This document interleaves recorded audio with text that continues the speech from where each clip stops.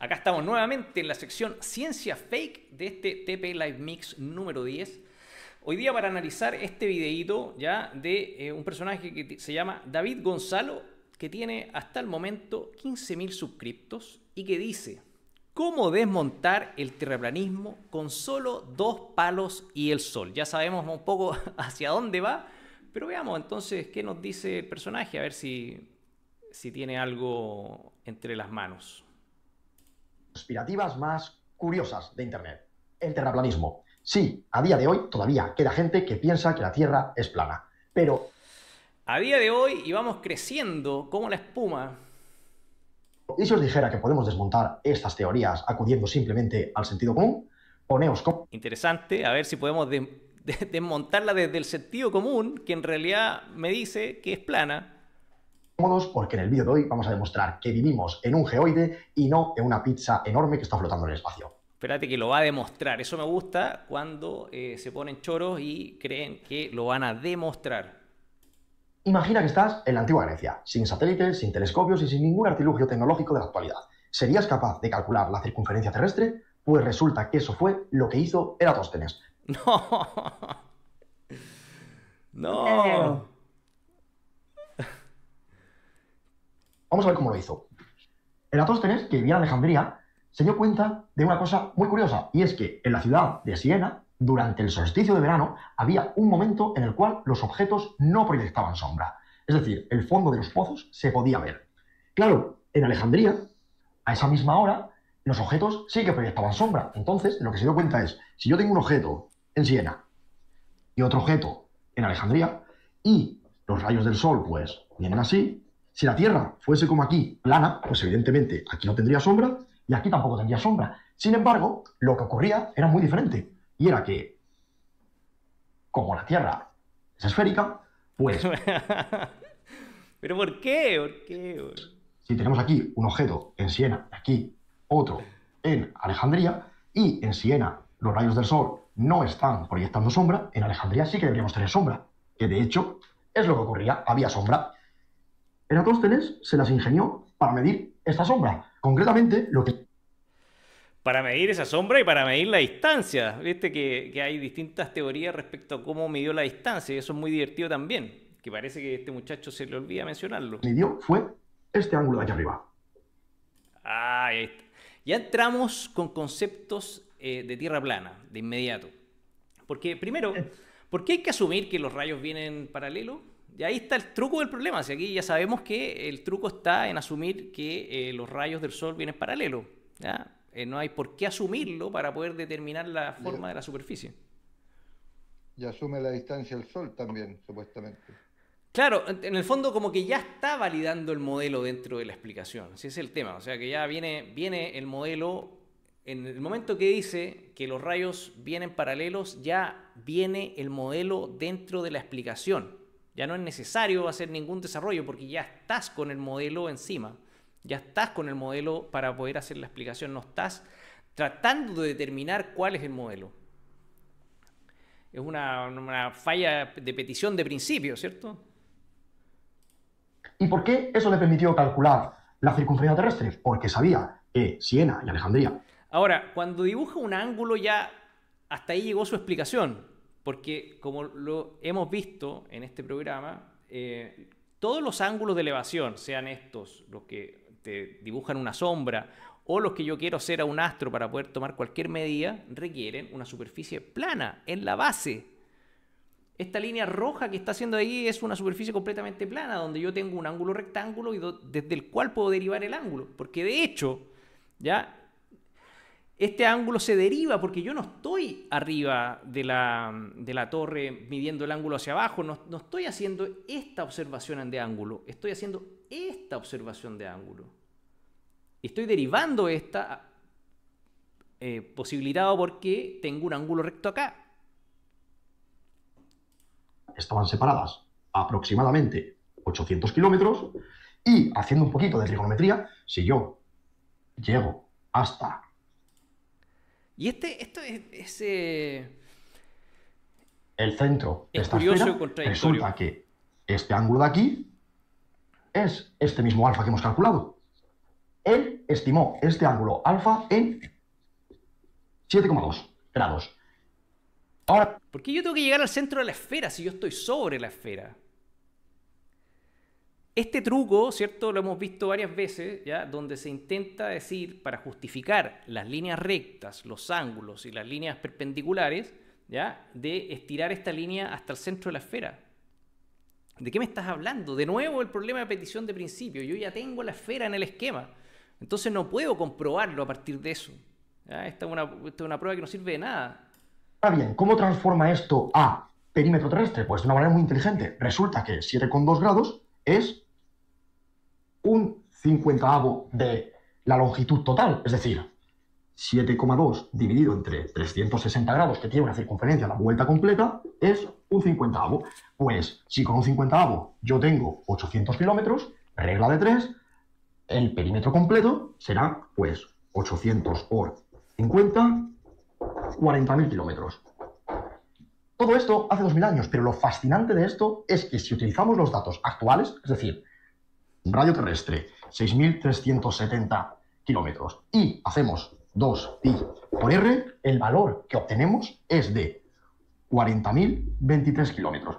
Es decir, fijaros la precisión de este número. Hablamos de hace 2000 años, insisto. Es fascinante, pero sobre todo también, fijaros la intuición, la parte inteligente de decir, si la Tierra es plana, tenemos que tener este modelo, pero si no lo es, tenemos que tener este otro. Y a partir de esto, fijaros con qué precisión consigue calcular ese número. Aún así, acudamos al sentido común.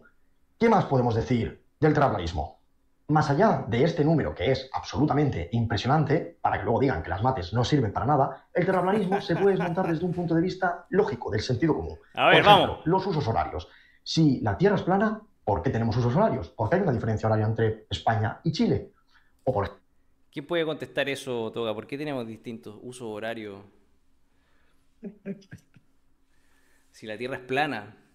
¿Ya? Bueno, también podríamos en una habitación tener diferentes luces y cambiar el uso horario, depende quién lo quiere ocupar. No sé, en un estadio de fútbol un foco de luz no ilumina el foco de luz de un arco no ilumina el otro arco. No tiene sentido y el estadio es plano. Es que ellos reemplazan el disco por la pelota o viceversa. Entonces, para ellos, un sol gigante que ilumina todo, ¿cómo no va a estar arriba de la Tierra plana iluminándolo todo? Claro, cae en el mismo error que el cálculo de Eratóstenes de asumir que hay una luz homogénea y unidireccional, ¿ya? Que viene desde un lugar a mucha distancia y por lo tanto donde el ángulo entre los rayos es despreciable. Entonces, bueno, se cae en este error fundamental de petición de principio, tanto en la demostración respecto a las sombras, que además tienen en ellas el cálculo de ángulos de elevación que solamente es posible hacer sobre una tierra plana, porque las líneas de base siempre van a ser rectas. ¿Ya? Acá en todos los ángulos que tengas de elementos que están sobre la superficie, ¿ya? Por lo tanto, esta derivación hacia el centro de la Tierra no tiene ningún sentido, ¿ya? Ningún sentido práctico, porque de hecho los observadores siempre van a estar sobre la superficie, ¿ya? Entonces no te sirve como demostración, no te sirve porque estás asumiendo ya un comportamiento o estás asumiendo ya una forma, una distancia respecto a la luz al sol, ¿ya? Y a su forma de emitir los rayos. Estás asumiendo además el comportamiento de estos rayos y por otro lado ya estás asumiendo que vive sobre una esfera, entonces no te sirve como una prueba. No puedes tomarlo como una prueba. Es muy prueba de los paradigmas científicos actuales de la ciencia oficial, esto de las distancias incomprobables, ¿cierto? De la distancia al centro de la Tierra, que quién va a ir al centro de la Tierra, o de la distancia de qué pasó hace 6.500 millones de años, ¿cierto? Con el Big Bang, o que tú puedes observar a través de un telescopio, puedes observar a través del tiempo. Entonces, si haces una proyección, te dicen que tú proyectando puedes llegar a observar una estrella que explosionó poco después del Big Bang. Entonces ahí te van tirando distancias incomprobables, pero que las fórmulas dan. O sea, tú podrías sacar la fórmula matemática de cuánto se demora Santa en repartir los regalos a los niños. Pero ahí es donde está la filosofía. Yo tengo aquí un diccionario de filosofía de 2000 páginas en 2 tomos de José Ferrater Mora que me trajo mi padre hace un par de meses, y aparecen como 10 o 20 hojas solamente de la palabra página, solamente de la palabra filosofía. Entonces, si tú no aplicas la filosofía a la inteligencia artificial, por ejemplo, al razonamiento, eres una máquina. Tienes que necesariamente aplicar la filosofía para darle realismo a una teoría, por ejemplo. A una teoría, claro, es parte de la discusión, la postura filosófica. Ahora, respecto a estas pruebas, yo creo que está completamente claro de que no puedes argumentar con Eratóstenes porque caes en problemas de petición de principios, caes en asumir cosas incomprobables, como tú lo dices, Toga. Y lo que hay que tratar de dilucidar es que el observador, ya que está sobre la superficie, aquí donde está marcando este personaje la línea roja, ya se intenta trasladar al centro de la Tierra, ¿ya? Pero para efectos del cálculo, es decir, de cómo se transpone un sistema en otro, podríamos decir que si el observador está acá abajo en el centro de la Tierra, que en realidad está sobre la superficie, esta diferencia angular la va a poder transponer porque están los astros con esa diferencia en su esfera celeste. Por lo tanto, si la ve en un lugar y después la toma en otro, esa diferencia angular la va a poder trasladar, ¿cierto?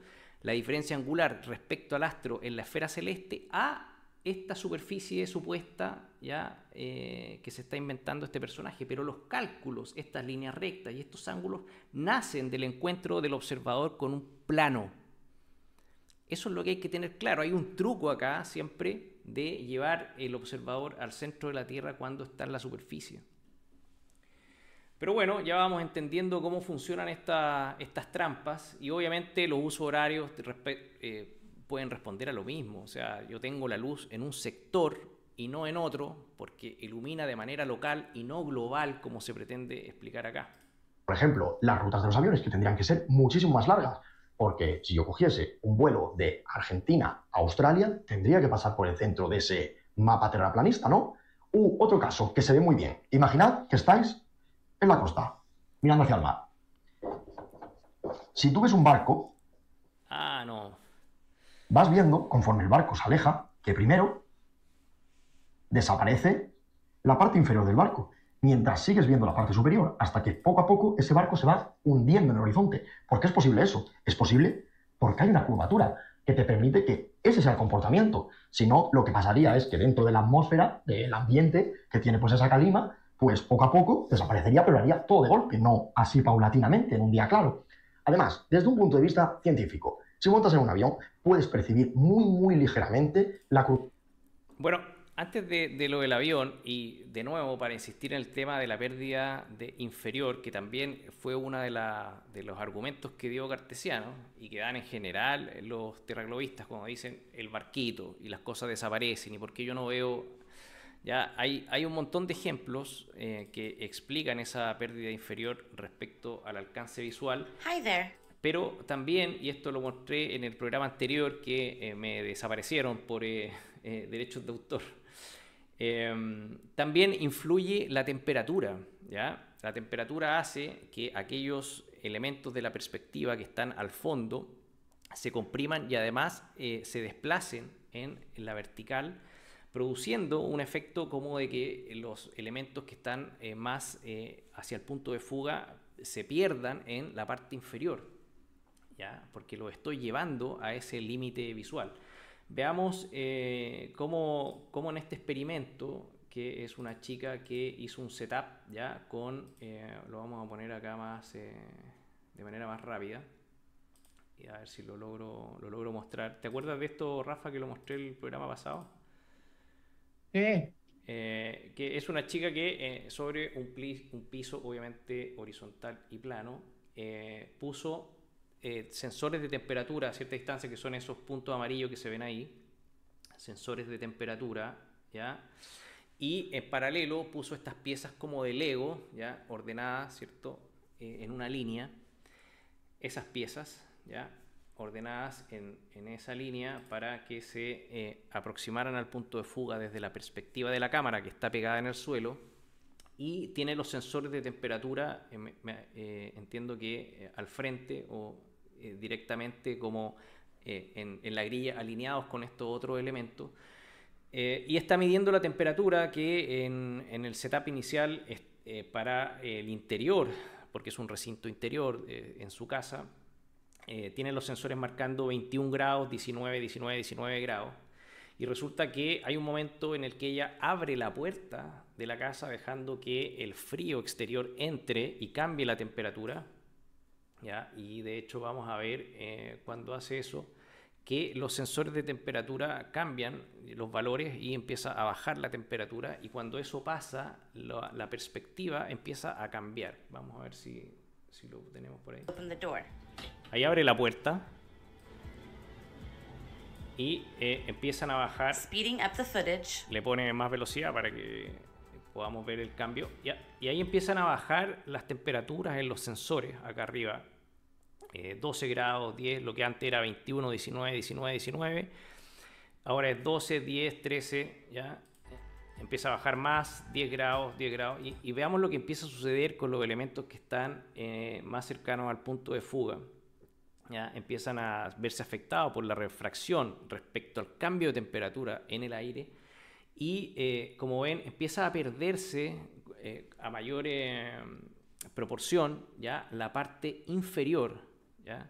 De la pieza, que tiene una línea, tiene un color rojo y un amarillo, y ya en estos momentos, ya con una bajada de temperatura importante, podemos ver que los últimos elementos de la perspectiva ya no se les ve la parte roja, ¿ok?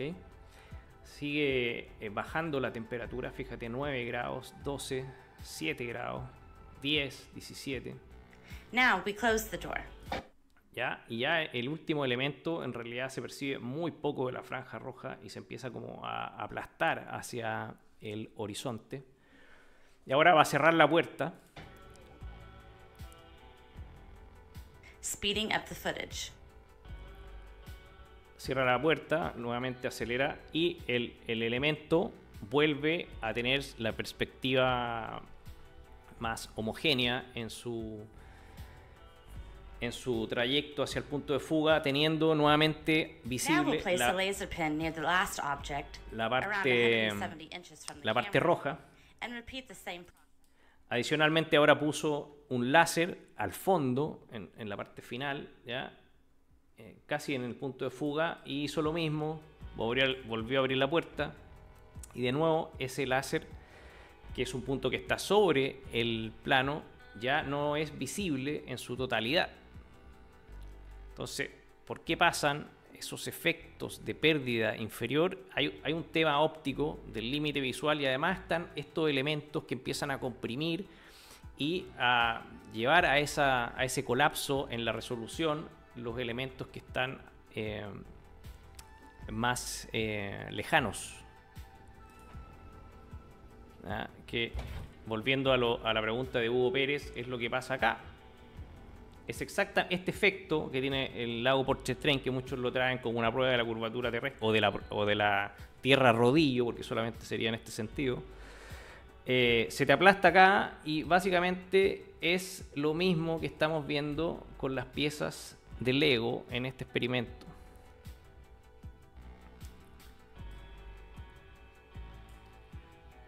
Entonces acá tenemos una temperatura no sé, homogénea de 20 grados, y acá tenemos un día helado, más parecidos a este efecto de acá. Bueno, en fin, el barquito y la pérdida inferior desmontado, ¿cierto?, con este análisis respecto a el límite visual y a los efectos atmosféricos que puedan producir curvatura terrestre. La puedes observar perfectamente en cualquier imagen satélite. Esa impresión. O incluso la Estación Espacial Internacional tiene vídeo en directo. Además, por ejemplo, la Estación Espacial Internacional tiene un video indirecto, igual la Tierra es esférica. Bueno, ¿qué decir de ese tipo de argumento?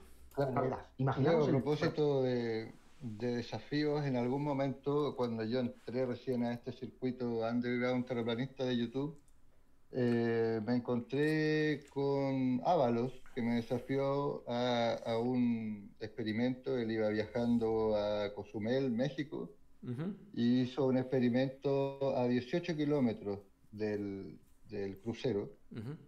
Y bueno, no hubo mucho momento para debatir, pero en algún momento terminamos el debate con Alberto Pleguezuelos, donde él, con un programa 3D, si no me equivoco, era AutoCAD, él mismo sacó las distancias y todo, y yo le dije que sacara la cuenta desde la cuerda abajo y hasta arriba, hasta la punta de lo que ellos llaman la joroba de mar, ¿cierto?